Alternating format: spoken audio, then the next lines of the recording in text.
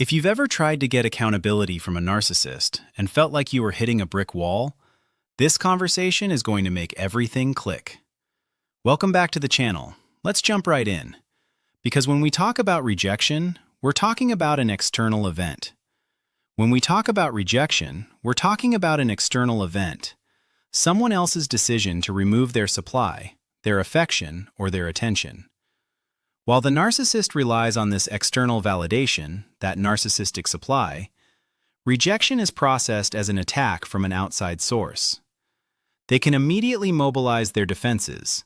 They can devalue the person who rejected them, they can smear them, they can rage, or they can quickly pivot to a new source of supply, immediately reducing the emotional blow.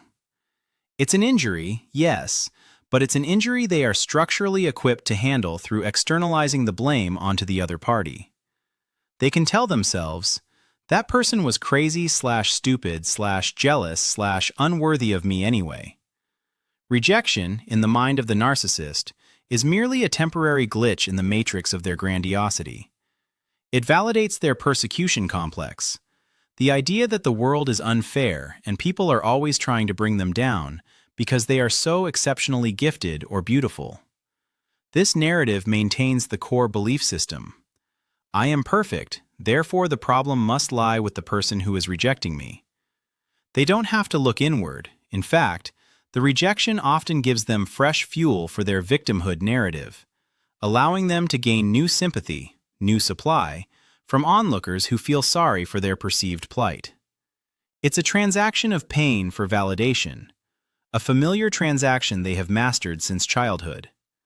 Accountability, however, is a completely different beast, a monster that lives inside their own carefully constructed castle.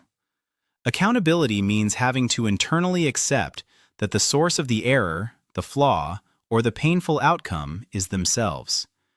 It requires genuine self-reflection, the acknowledgement of guilt, and the performance of true remorse.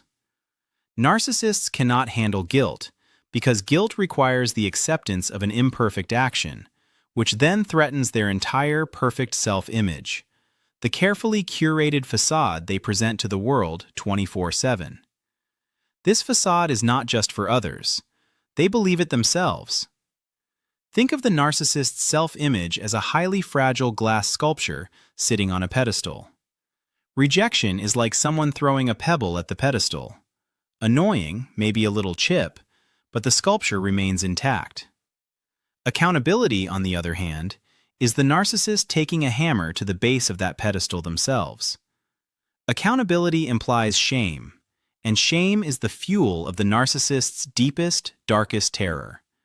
It's the fear of being seen as fundamentally flawed, unlovable, and ultimately useless. The moment a narcissist genuinely accepts accountability, even for something small, say forgetting to pick up dry cleaning, let alone cheating in a marriage, that admission instantly triggers the memory of the deep, agonizing shame they felt as a child, the original narcissistic injury. This original trauma stems from the developmental stage where they learned that their true, authentic self was unacceptable, flawed, or dangerous, leading them to build the grandiose false self as a protective mechanism. Accepting blame means momentarily peeling back that mask of grandiosity and revealing the terrified, wounded child underneath. This wounded child is the true self they have buried alive, and they use the grandiose, magnificent exterior to ensure that absolutely no one, especially not themselves, ever gets close enough to see that vulnerable core. Accountability is a direct threat to the survival of the false self. If the false self is built entirely upon the premise of superiority, infallibility, and perfection, then admitting fault causes an instantaneous system crash. It's a core identity collapse, which is far more terrifying than merely losing one person's admiration. When facing accountability, the narcissist experiences what therapists call a narcissistic collapse, and it is an incredibly frightening emotional state for them. It's not just sadness, it is existential dread. They perceive accountability not as a chance for growth or repair, but as a total annihilation of their identity. If they are not perfect, who are they? The answer they fear most is that they are nothing, the wounded, unlovable child, and they will go to unbelievable lengths, sometimes incredibly destructive lengths, to prevent that feeling from resurfacing. This is why their immediate reaction to being cornered with evidence is never, "I'm sorry," but always, always, "Darvo." Deny, attack, reverse victim and offender. Accountability demands introspection, so they immediately throw the spotlight back onto you. They must externalize the blame so aggressively that they confuse you, confuse onlookers, and, most importantly, confuse themselves, ensuring that the burden of responsibility never settles on their shoulders. They deploy projection like a weapon, ensuring the fault is yours. Consider a scenario where the narcissist has financially ruined the family. Rejection would be if you left them and they could just call you a gold digger. But accountability means acknowledging that their reckless spending caused the ruin. That acknowledgement would shatter their image as the successful, capable provider. They cannot, under any circumstances, allow that internal shattering to happen. Instead, they will insist you must have provoked them, distracted them, or secretly sabotaged their efforts, making the financial ruin entirely your fault for being inadequate. The fear of exposure is another critical component here. Accountability isn't just about admitting wrong privately, it's about the shame being witnessed by the world. The narcissist relies heavily on their reputation and external image for supply. If they are held accountable publicly, if they have to face a boss, a judge, or even just family members, that public exposure of their imperfection confirms their deepest fear, that they are fundamentally bad and fraudulent. This public shaming is deemed unbearable. Narcissists are masters of crafting narratives, and the minute accountability threatens to rewrite their script as the hero or the victim, they scramble to destroy the evidence. They will rewrite history, gaslight you until you question your own memory, and minimize the damage to such an extent that the consequence feels inconsequential to them. This frantic rewriting is purely defensive, a last-ditch effort to keep the mask glued firmly in place. They literally cannot afford the truth to penetrate the grand illusion. This explains the incredible defensiveness you witness when you bring up a factual, verifiable mistake. You might show them the receipt, the text message, or the police report, but they will argue the validity of the paper, the timing of the message, or the bias of the officer, rather than address the content of their action. They are fighting for their identity, not for the specifics of the argument. It's a war for self-preservation, and their greatest enemy is the truth about their own character flaws. So, why is rejection less terrifying? Because rejection confirms their belief that people are temporary resources, easily replaced. Accountability, however, confirms the inherent fragility of the self they have constructed. Rejection is about losing a person. Accountability is about losing themselves, or rather, losing the carefully polished, highly effective fraudulent image they believe they must maintain to survive in the world. Losing a person hurts their supply line. Accepting blame detonates their entire infrastructure. This intense fear of genuine accountability is exactly why reconciliation with a narcissist is virtually impossible in the long term. True reconciliation requires repair, and repair requires an acceptance of fault and a commitment to changing behavior, things that are fundamentally incompatible with the narcissistic defense structure.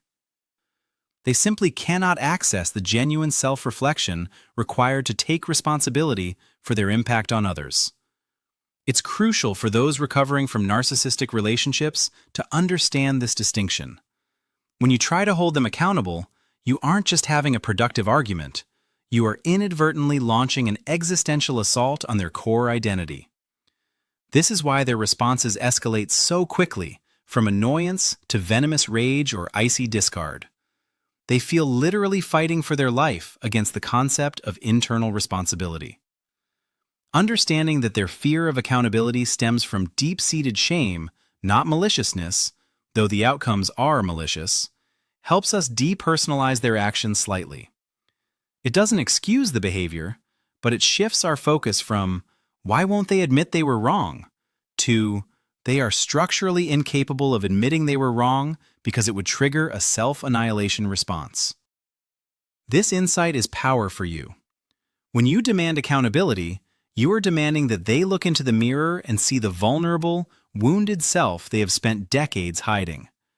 They would rather destroy the mirror, destroy you, and potentially destroy themselves through self-sabotage than accept the reality reflected back at them. The temporary relief they get from shifting blame outweighs the long-term benefit of personal growth every single time.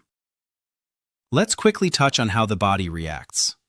When a narcissist is held accountable, their nervous system goes into fight or flight mode instantly. They physically experience the threat of exposure as a life or death crisis. This visceral reaction explains the sheer panic that manifests as explosive rage, stonewalling, or immediate deflection. Their brain screams, "Eject! Eject! Do whatever it takes to stop this feeling of shame." This intense aversion also explains why they rarely apologize authentically. A non-apology like, "I'm sorry you feel that way," is a masterclass in shifting blame while appearing reasonable. It addresses your feeling, the external problem, without ever accepting responsibility for their action, the internal problem. It's an avoidance tactic dressed up as empathy, another tool to escape the internal reckoning. So, Sahabat, when you interact with a narcissist, remember this framework. Rejection is a bruise to their ego. Accountability is a stake through the heart of their false self. Their entire existence is predicated on avoiding that deep, internal confrontation. They fear losing their perfect image far more than they fear losing you, because losing you is a supply hiccup, but losing the image is the end of the world as they know it.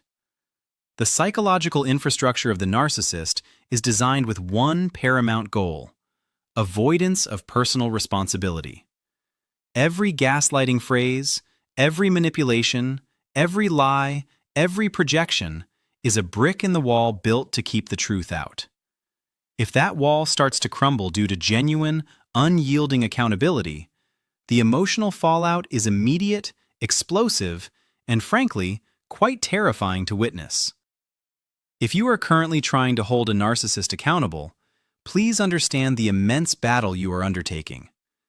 You are asking someone to dismantle their core identity for a fleeting moment of truth, a request they view as suicidal. This knowledge should help you lower your expectations and protect your own energy, recognizing that their reaction is a feature of the disorder, not a sign of your failing to communicate effectively.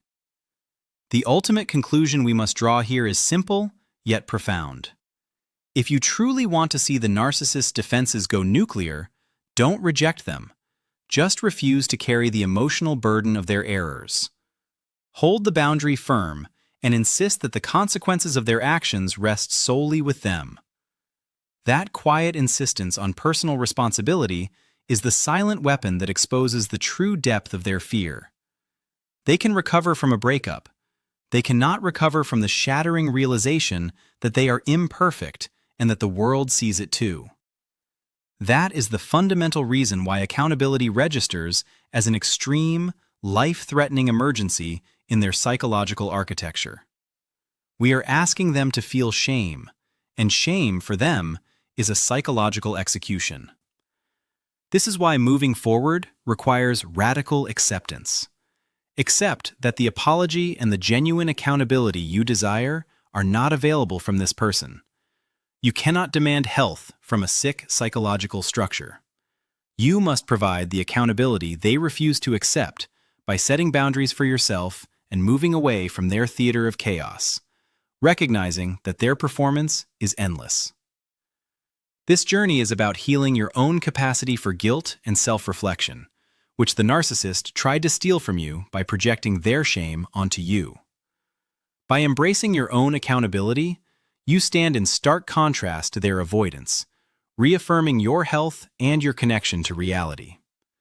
You show them what true emotional integrity looks like, even if they can never imitate it.